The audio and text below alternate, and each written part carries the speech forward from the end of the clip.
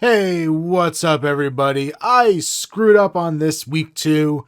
I had the video all filmed, all ready to go with my predictions, and had it even uploaded to YouTube, and I forgot to make it go live.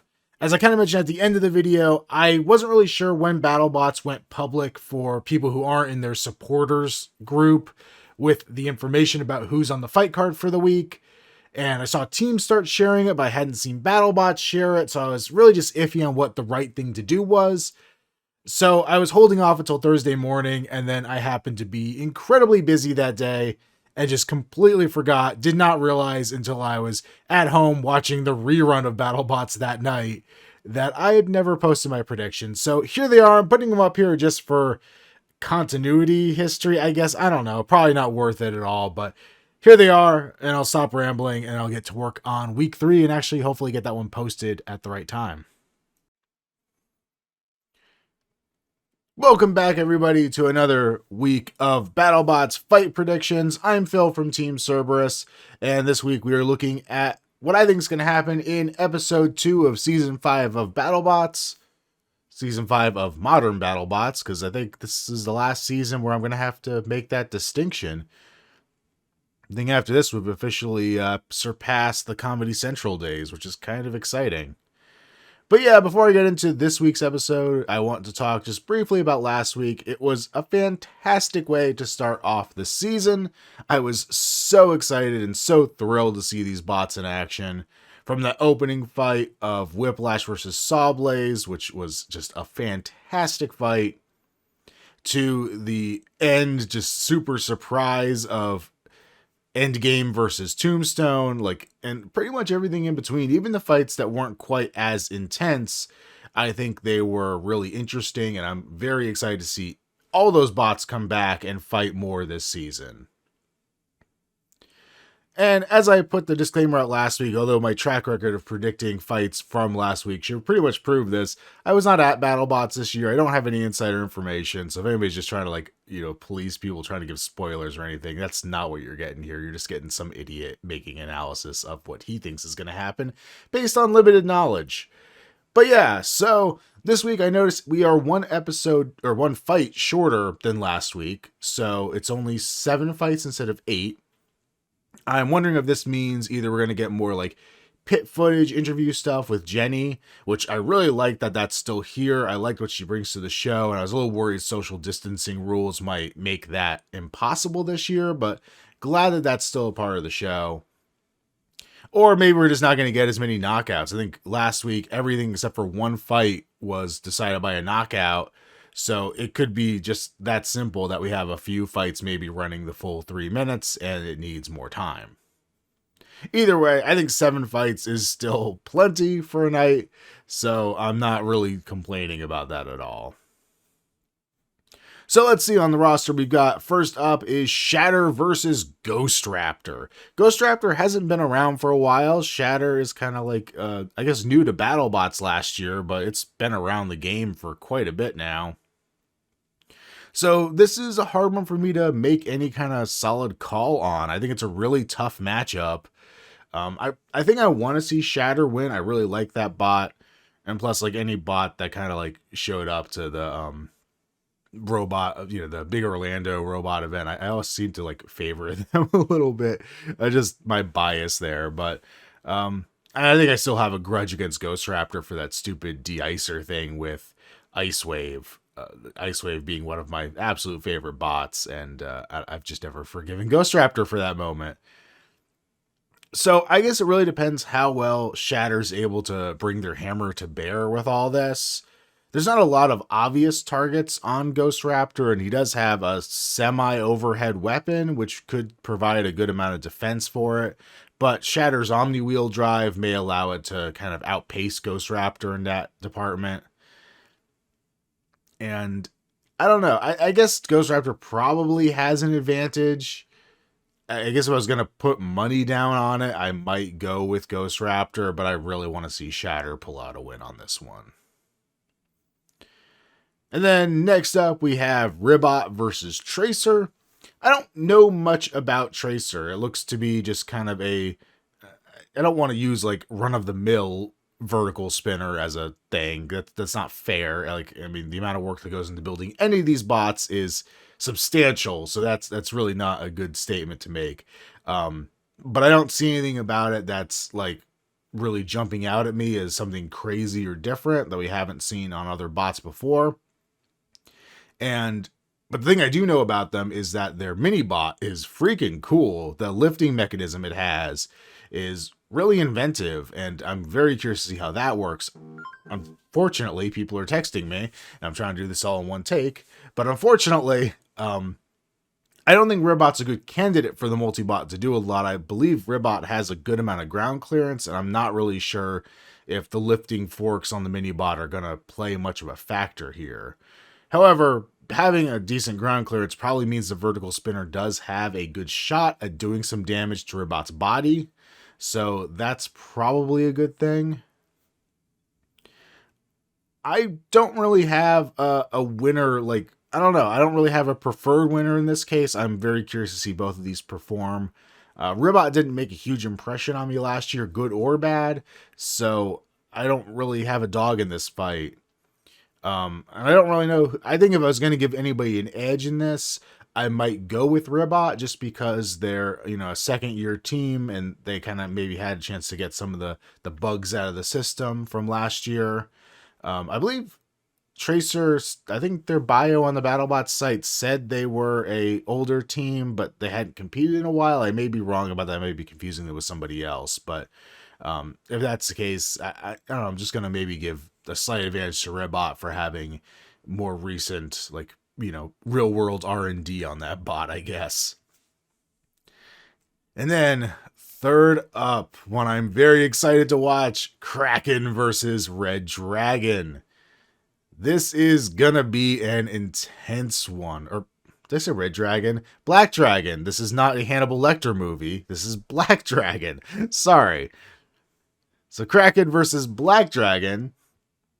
And yeah, I guess I want Kraken to win. I always want Kraken to win. That bot is cool.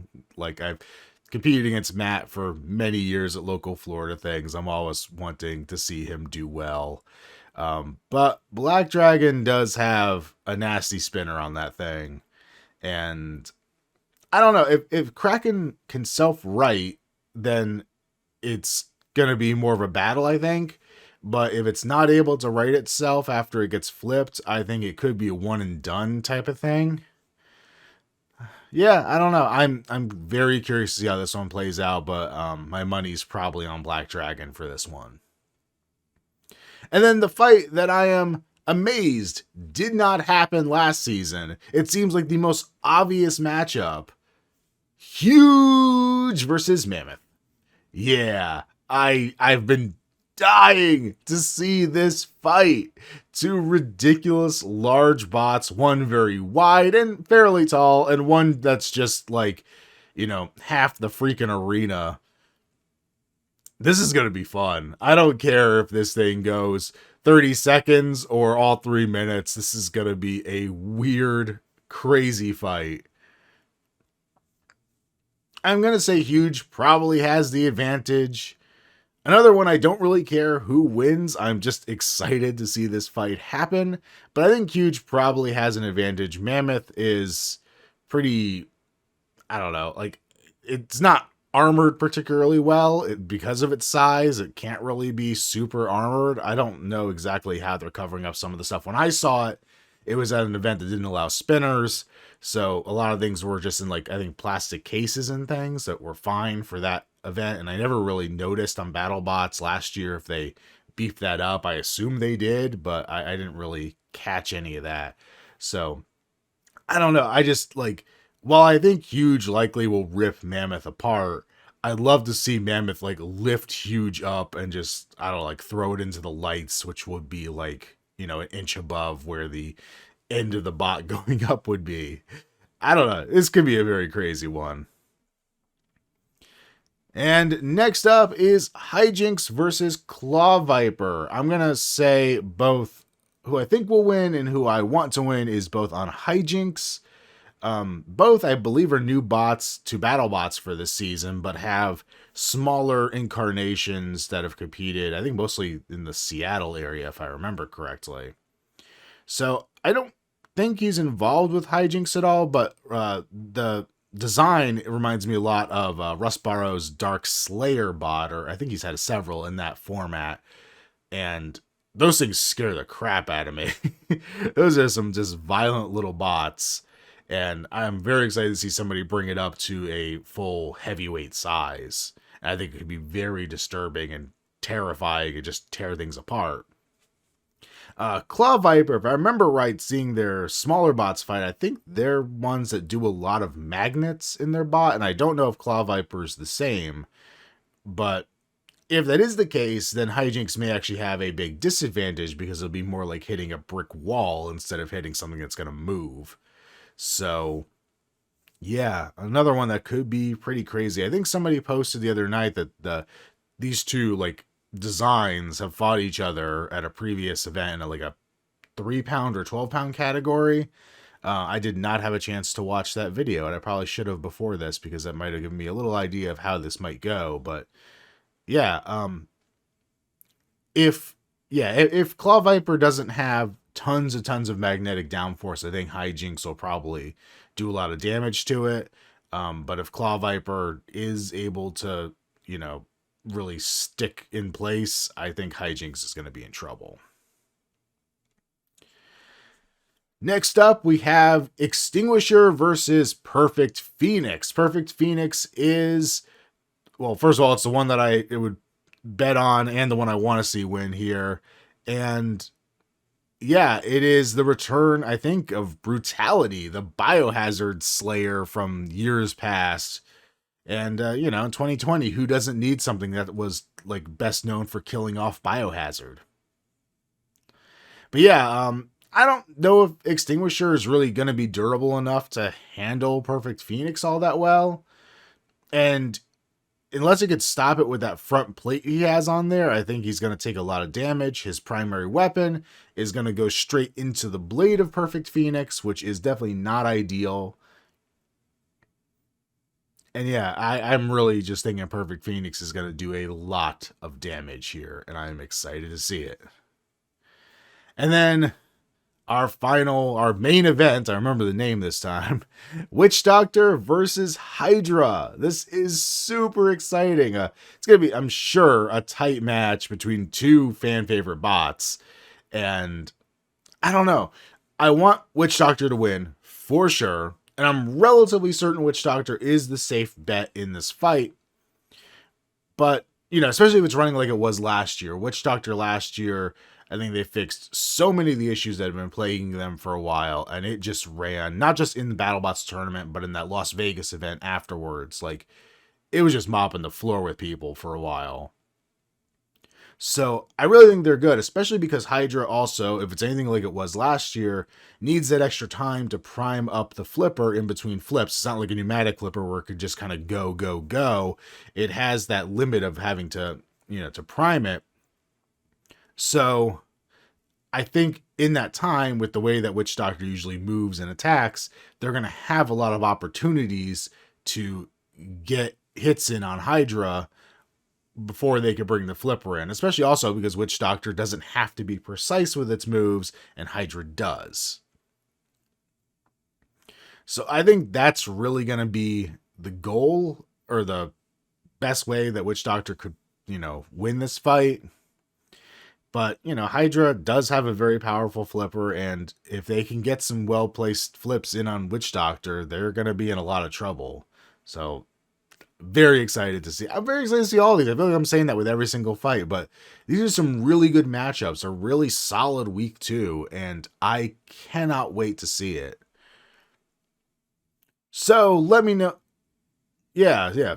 Sorry, I get sidetracked here. So let me know in the comments below who you think is going to win, or if the episode's already aired, let me know how wrong I am. Because it's probably going to be pretty wrong.